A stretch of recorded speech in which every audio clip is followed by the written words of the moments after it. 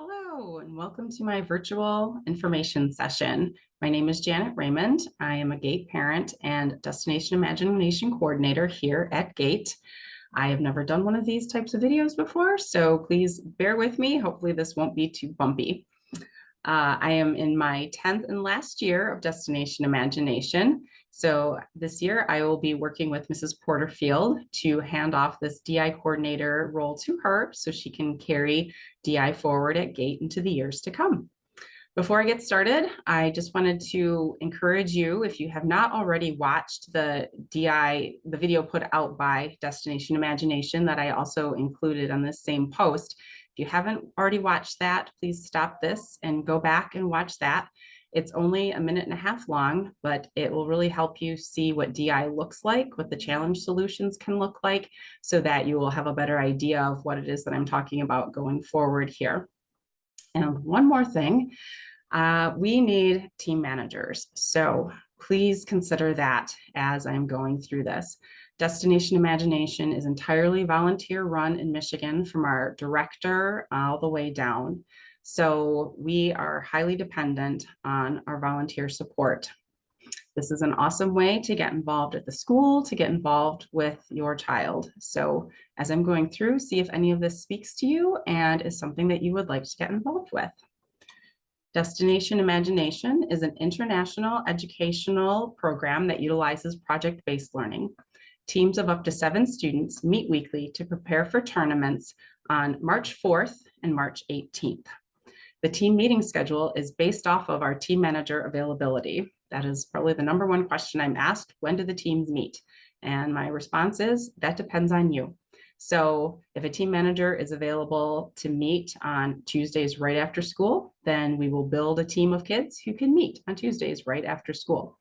But if you're better off, or your schedule allows you to meet on Thursdays in the evening at 6 or 7 o'clock, then we will build a team of students that can meet on Thursday evenings at that time.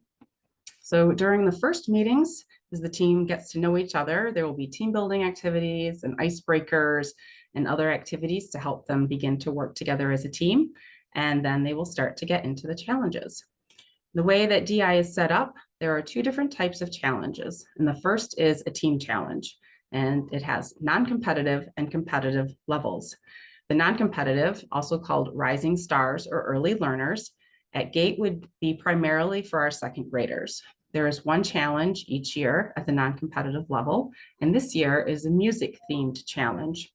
In this challenge, the students will create their own musical instrument, and they will write a story and a skit about a group of friends who are going on an adventure, and it has to include a musical character.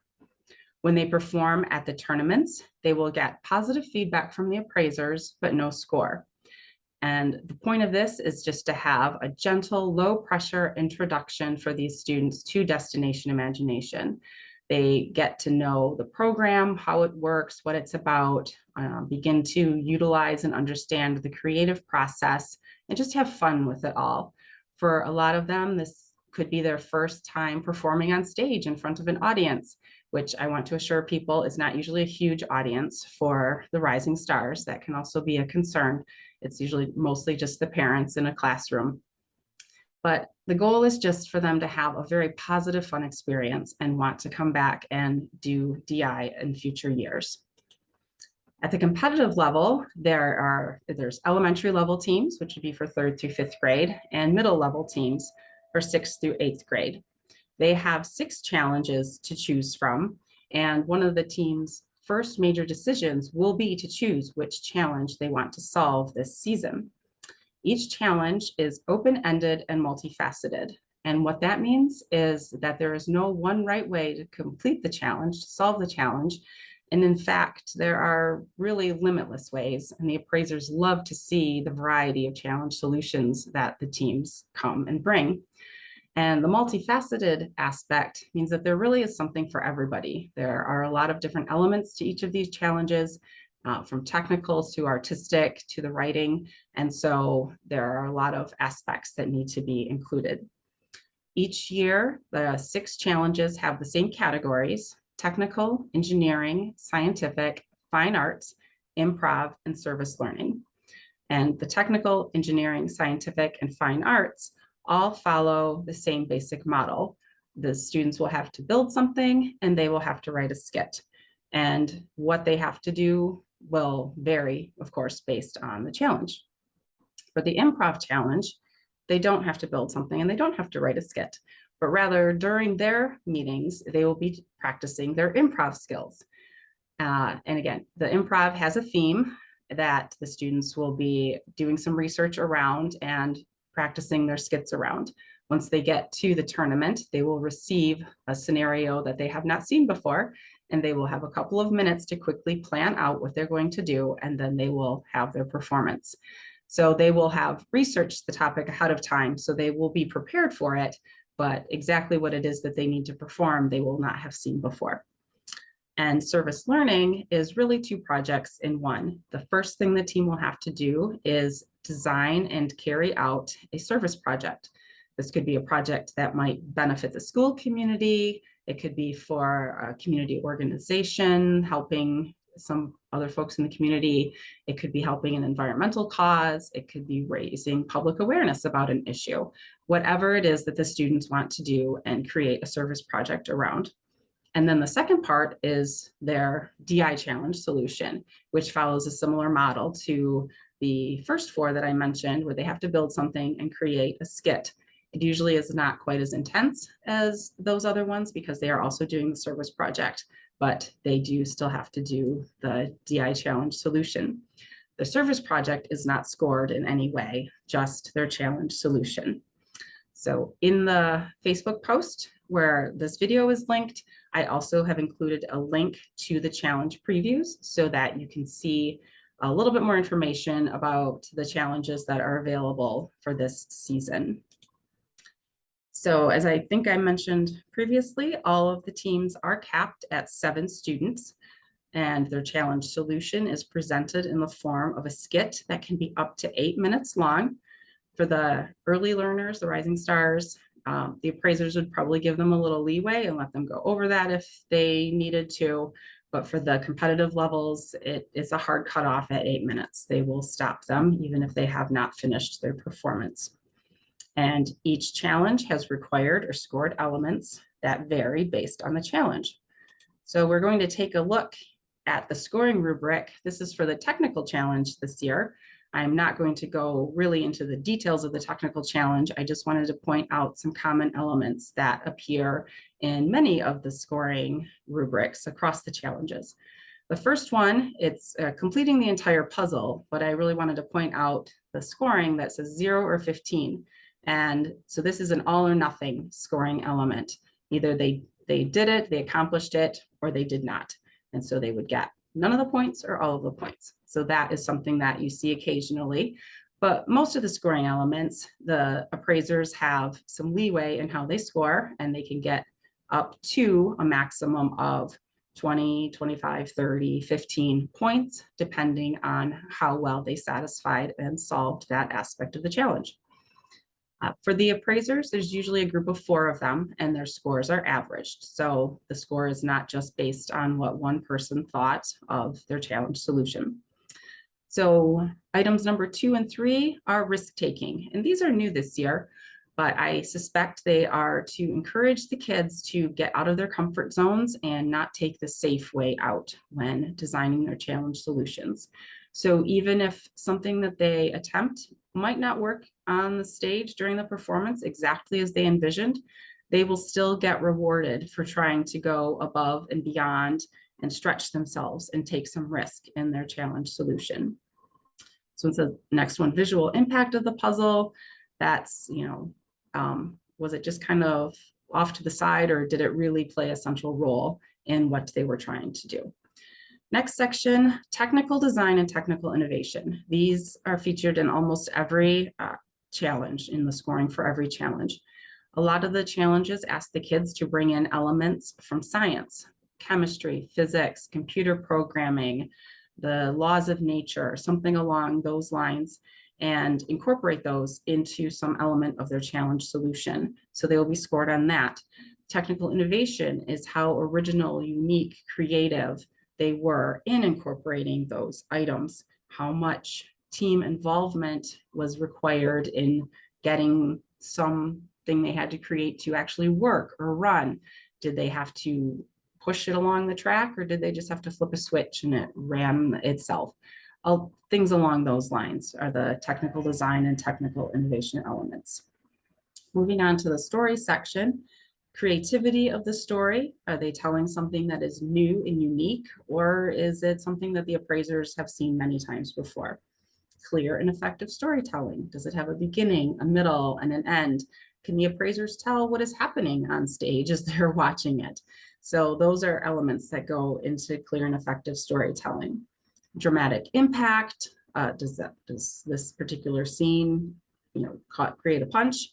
And integration. So usually the team will have to create some kind of prop or a set piece and weave it into their story. So this is that prop just sitting off to the side, or does it play a central role in their story?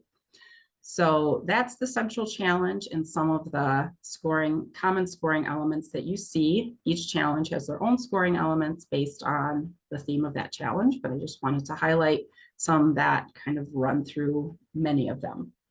In the bottom part of this, the blue section, team choice elements. This is where the team really has an opportunity to showcase their own interests and talents. They will create 2 additional items that they ask the appraisers to score. These are things that are not required by the challenge, but that the team has created and integrated into their challenge solution. So it could be a prop, a set piece, or a costume that was not specifically required by the challenge.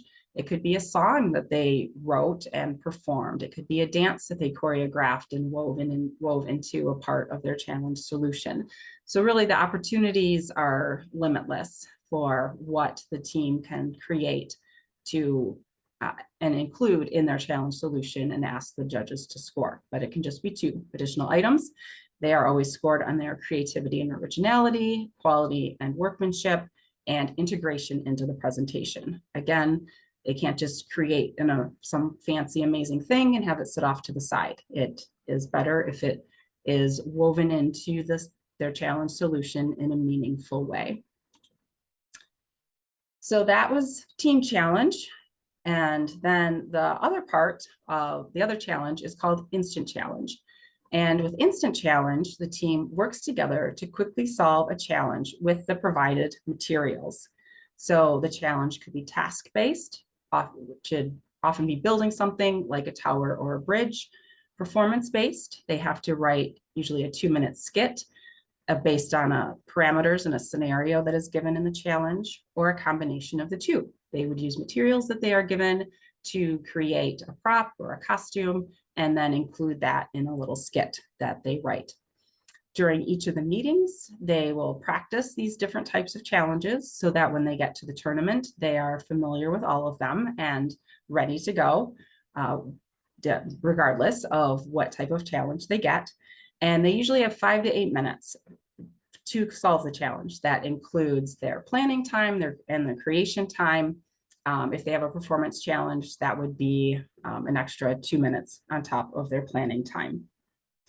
During the challenge, or during the tournament rather, instant challenge is 25% of their points.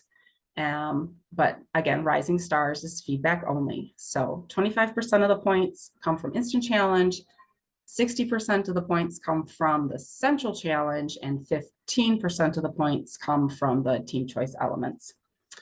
But back to instant challenge, like I said, they practice this at least one during the meetings, and it's usually a favorite part of the meetings for the students, practicing instant challenges. So at the tournaments, I already just talked about the scoring. So typically the top 3 elementary and middle level teams in each challenge will qualify for the state tournament.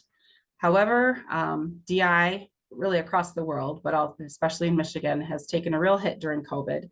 We had a very vibrant, thriving program pre-COVID with a lot of teams. And things were canceled. We had to go online. Just like with many other activities, it's been a challenge. And the number of teams participating across the state is down significantly.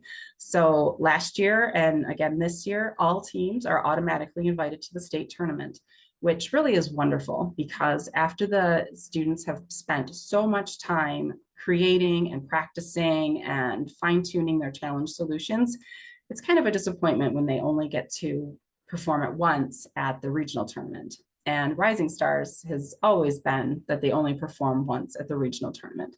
So to know right off the bat that they can get to perform twice is really exciting. And I'm happy for these teams that they will have that opportunity right away. So, all right. So at this point in my in-person sessions, I usually take a break and have the kids who are there do an instant challenge. So I just wanted to still keep this example of an instant challenge up here. If you want, you can pause the video, gather the materials, see if you can build this tower, see if your kids can build this tower. And I assure you that it is possible to build a 25-inch tower out of these few materials. So this is the setup for an instant challenge. The ones that the kids practice, the ones that they get at the tournament will all have the same format. These materials that you see here are common instant challenge materials. Additionally, things like chenille stems, pipe cleaners, paper plates, paper cups, pencils, rubber bands, pieces of string. Those are all materials that you see in a lot of instant challenges. They also often bring in random household items like a ball or a hat or a can of food or a book that would be included in a particular challenge. The scoring that you see down at the bottom is also pretty common, with 1 point for an inch of height, things along those lines. And there are always points for how well the team works together. So that is an important aspect for instant challenge, is the team being able to work together in a good way. The Destination Imagination is student-driven and process-based. And what this means is that all of the ideas, all of the work needs to come from the students. The team managers are there to facilitate the team meetings and to help keep the kids on track, but they cannot help them. So team managers and parents need to sign an interference contract saying that we will provide no ideas to them and no help to them. It all needs to come from the students. And then at the tournaments, the teams will sign a declaration of independence saying that the solution belongs entirely to them and that they received no outside help. And this also goes for their friends. So if they're on a team and they're talking to their friends about what they're doing, they can't take any help or any ideas from those friends either. And DI is process-based, meaning that it's really the learning is in the doing and going through the creative process, which I'll talk about a little bit, and the trial and error and all of the various aspects of creating that challenge solution. So everybody wants to come in first place. We all want our kids to succeed, but in DI, it's hands-off. They need to own this solution themselves, and they will be so proud of what they have created at the end and knowing that they did it entirely on their own. Some of the benefits of DI that the kids gain are for team building and collaboration. This is not something that comes easily or naturally to kids, and I find it especially true for our GATE kids, that the team building and collaboration can really be tough ones for them to learn.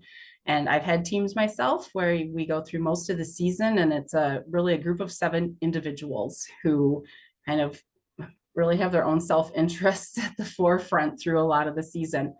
But when it comes down to it, at the very end, they come together and all of a sudden it's, can I help you with that? Let's work together. And just to see them gel and look out for each other and come together as a group, it is so gratifying as a parent and a team manager to see that growth. Problem-solving skills. I look at Destination Imagination as exercising 2 different types of problem-solving skills. The first is that long-term project or goal through the team challenge. They are working on that week by week, bit by bit, breaking it down. One week they're going to work on their brainstorm ideas for the plot. One week they're going to brainstorm ideas for characters. One week they're going to brainstorm ideas for the set. One week they're going to brainstorm ideas for the technical item that they have to build. And so they're breaking it down, working on it in small bits. The team itself may break into multiple groups to work on various aspects of the challenge solution. And then they bring it together at the end. So it is definitely not instant gratification. They have to work on it over the long term and see it come together. And then you have instant challenge, where it's quick, think on your feet kind of skills. They have to quickly throw out some ideas and decide on a direction, which is very hard, to quickly choose a way to go and commit to it. Everybody has a role to play, and in 5 to 8 minutes, sorry, they have a challenge solution. So 2 different types of problem solving skills that are exercised through destination imagination. Then there is creative, critical, and positive thinking. DI utilizes the creative process to help students work on this. At the top is recognize. And this is the first step when after they have chosen their challenge, they're reading it through, making sure they understand what they need to do, where their points are coming from, making sure they understand how they have to solve their challenge. Then they move around to the imagine station. And this is where they are doing all of their brainstorming and coming up with all of the ideas for the many, many ways that they could solve this challenge. But they have to narrow it down and pick a direction in which they are going to go. So then they move on to the initiate and collaborate, and they begin working on the challenge on the various aspects, writing their story, building their sets, creating their props. And they can and should go back to the recognize phase, reread the challenge, and make sure they are solving the challenge as it is written and haven't gone off in a different direction, and get themselves back on track if they need to. Sometimes the team realizes that something they wanted to create, it's just not working. It's not coming together the way they thought it would. So they go back to the imagine phase and either brainstorm some new ideas and new solutions, or revisit some of their original ones and choose something else to work on. Then they're back to the initiate and collaborate. They keep putting it together, keep building, keep practicing. Then they're on to the assess phase, and now everything is mostly done. They're doing their rehearsals. Again, go back, read the challenge, make sure they've covered everything. Inevitably, a team leaves one aspect out and they're like, oh no, we forgot to do this. And they have to work something else in close to the end. Ultimately, they will end up at evaluate and celebrate. They're performing at the tournament. They feel excellent about what they have accomplished. And we celebrate at the end, regardless of how things have come out, because they have been on a fabulous journey of growth and learning and creativity together. So continuing on with the benefits of DI, leadership and project management. As I've mentioned, there really is something for everybody in DI. So you have your creators, your artists, your actresses, the folks who are technically or mechanically inclined and like to build things, and just people who are going to see the big picture and take leadership of the whole thing. And project management, they need to manage a schedule because they have to be ready for a tournament. They need to manage scope because they have a rubric they need to follow, and they need to manage a budget. So each of the challenges has a limit on the value of the materials that can be included in the challenge. And so whether you raid the costume box you have at home and items from your basement, or go out and buy things new, everything has a value. And so the team needs to itemize all of the materials that are used in the challenge solution and what their value is. Now, things like cardboard boxes and newspapers and other materials that you would just throw away or recycle are considered trash and have no value. And so it's excellent when the teams are able to use a lot of those items as well. But all of the other items need to have a value assigned. And the point of this is to level the playing field between teams that have a lot of resources, more affluent teams from affluent areas whose parents could just go out and purchase a bunch of stuff brand new for them off the shelves, and those with fewer resources who are left to raiding their basements for items. So levels the playing field so that everybody is competing on equal footing in DI. Continuing on with some benefits, conflict resolution and compromise. Inevitably, everybody has the best idea and really wants to see their own idea put into action. So there's a lot of give and take that happens with DI, and the best time is when they can take elements of multiple ideas and put them together and create something new and even better from the different pieces. Lastly, growth mindset and grit. It is not always an easy, straight path towards the challenge solution.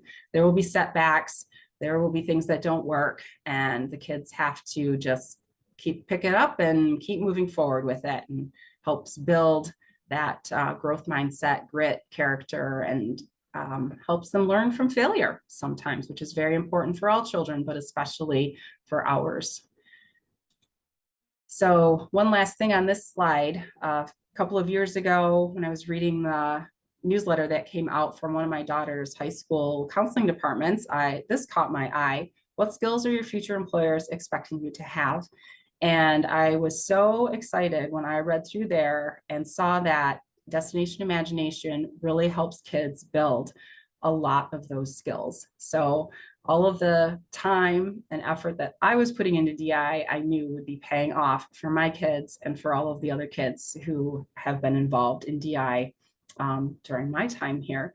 So these are skills that will help kids throughout their school years, their college years, and into their career and in life. So at GATE, the teams will meet for an hour and a half, 2 hours, and that is not a hard and fast rule. The younger teams probably be a little less. The older teams can handle a little more. The teams may meet for shorter time at the start of the season and lengthen their team meetings as it goes along, and they need more time to get ready for the tournament. The teams will start meeting in November and then through the tournaments in March. Additional evening or weekend meetings may be required for building if they want to build something large they can't really build at the school, or extra rehearsals as the tournament approaches. So that will be determined by the team and the team manager based on their needs. The cost is $100 plus the $50 club fee. So if your child is in another club at GATE that requires that fee, they only have to pay that once, but there is the $100 fee for Destination Imagination, and that includes our program materials. We need to buy our challenge number and all of the resources from Destination Imagination. It includes registration for both tournaments, team manager background check, t-shirt for all of the students, budget for challenge materials. So anything that any of the parents or the team manager purchases, whether for their challenge solution or for instant challenge, as long as you save your receipts, you can get reimbursed for that. And then there is a party at the end. So, it's always important to celebrate success, and success is making it through the DI season, regardless of how they place at the tournaments. So we like to recognize the kids at the end. So some key dates. Now through October 18th, which is this coming Tuesday, hoping to have the team managers in place. At this point, we have one, Mrs. Porterfield, who will have a team of likely mostly third graders, but it would be open to the 3rd through 5th grade. I would love to be able to offer this to the 2nd graders as well as to middle school, have an additional team at the elementary level, but it is dependent on the parent support and involvement that we can get. As I mentioned earlier, each team can have up to 7 students. That is a DI rule. So if we have one team manager, that means we can only offer DI to 7 students. So if you really want your child to do this, please strongly consider stepping up and being a team manager. That's how I got involved 10 years ago, was I wanted this for my daughter. And so I knew that if I wanted it, I was going to have to make it happen. Next week, next Wednesday, October 19th, I'm going to open the student registration through the end of the month. And there will be priority given to those folks who are willing to volunteer. I'm hoping the teams will begin meeting the week of October 31st. January 20th is my tentative date to run an instant challenge night. This will depend on how many teams that we end up with. If it's just a couple of teams, I probably won't be able to do it. But if we have maybe 4 teams, then I'll have a night where the teams can rotate through the instant challenge stations and get experience with a lot of instant challenges all at one time. Done this in the past, and it was a great experience for the teams. I got a lot of positive feedback from them and the team managers who said it really helped them be prepared for the tournament. In February, I hope to run a dress rehearsal, and that is another activity I've done in the past that has received good feedback. It's a few weeks ahead of the tournament. We do not expect the teams would be ready at that time, but it is a great opportunity to kind of check in and see where they're at, see what's working, help them to see what areas really they still need to work on. It's also wonderful for the parents to see what the kids have been working on for the past few months. Some of them, they don't know what DI is about. So they're like, wow, that is really cool what they have been doing. But at this time, it's low pressure. The kids are still reading from scripts. They often go overtime. Most of their stuff is not completely finished. So it's just an opportunity for them to perform and see what they still need to do. It really lights a fire under them to get their stuff done in the next few weeks. I'm hoping the teams can perform for their friends and classmates at Gate ahead of one of the tournaments, but I will need to talk to Ms. Martin and see about scheduling that. The regional tournament will be March 4th in Fraser, out kind of in the east side. And then March 18th is the state tournament. Still waiting to hear where that will be this year. It's been in Lansing for the last several years. And these two really are must do dates. With the teams being so small, only 7 students, everybody plays an important role. So if you know already that your student would not be available for one of those dates, then unfortunately DI might not work out for you this year. But everybody plays an important role, and everybody needs to, do their best to be at the tournaments. We understand things come up, people get sick and whatnot, but need to be able to plan to be at that. And then global finals, the last stop is May 20th in Kansas City, Missouri. And it is a lot of fun. It's a great opportunity for teams that I would say generally more experienced, but if it is something that your team is interested in, talk to me about it and I will let you know more about what's involved with global finals. Lastly, again, team managers, we need you. So the requirements are a DI background check, which just happens, you need to provide some information, and that is included when purchasing the team number. The Avondale volunteer form, if you have not already filled that out, and fingerprinting. Avondale requires any parent who will be with students without a staff member present need to be fingerprinted. There's forms that need to be picked up at the administration building. You go to a sheriff's office or one of the other private organizations that do fingerprinting, get your fingerprints done, take the form back to the administration building. There is a fee for this. However, the good news is it is a one-time fee. So if you have this done this year, it is good for as long as you and your children are in Avondale schools. So it only needs to be done once. The responsibilities for the team manager are to plan the meetings, and there are sample agendas available in the roadmap, which is one of the resources that you would receive from Destination Imagination. You guide the team, facilitate the meetings, keep them moving forward. So bring in tools to help them brainstorm, bring in tools to help them make decisions, all of which are available in the roadmap. But as I said before, you don't actually do any of the work for them. You can't give them ideas. You cannot build or create any of their challenge solution pieces. You help them gather materials for their solution. They tell you they need wood or material or paint or cardboard boxes, then you could help ask other parents and ask me. We need these materials, go out and buy them. But again, don't actually build anything for them, and help train them as needed. Train them in using a sewing machine and the proper use of tools. Maybe depending on the age of the students, how to use a hot glue gun, that type of thing. Anything that is age appropriate that you can train them how to do so they can do that themselves, that is completely allowed and encouraged to help the team to build their skills and do their challenge solution. So support for the team manager, as I've mentioned, there's this roadmap available. It's a 175-page interactive PDF document. It contains the sample agendas, brainstorming tools, decision-making tools, practice instant challenges, team building activities, icebreakers, all sorts of project management tools, which you can choose to use or not. Additionally, there are practice instant challenge sets above and beyond what's included in the roadmap, and a ton of resources available online surrounding instant challenge. Other parents are there to support you. Each team will have an assistant team manager, an appraiser. Each team needs to provide a volunteer appraiser for each of the tournaments, or we have to pay a hefty fee, which is not included in the program fee.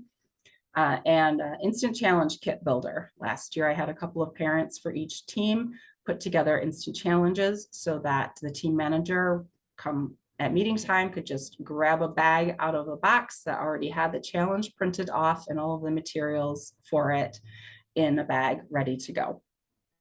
There is training available. Destination Imagination puts out training modules, online training modules you can do on your own time at your own pace. There are a lot of experienced teams that have put together videos on YouTube talking about various aspects of solving the challenges. And I do a team manager training and orientation to help you get started. And then I'm available throughout the year. Any questions you have, anything you need some help with, I am very happy to get involved and help answer your questions and help you be successful with your team. One perk being a team manager is that it is free for your student. So the DI club, or not the DI, the GATE club fee still applies, so that you still have to pay that $50 fee if you haven't already, but the $100 DI fee is waived for team managers. Recognize you do put a lot of time and effort into this over the course of the season, so that is a way of recognition for that. If you have multiple students who are doing DI, it is free for one of the students. And again, the meeting schedule fits your schedule.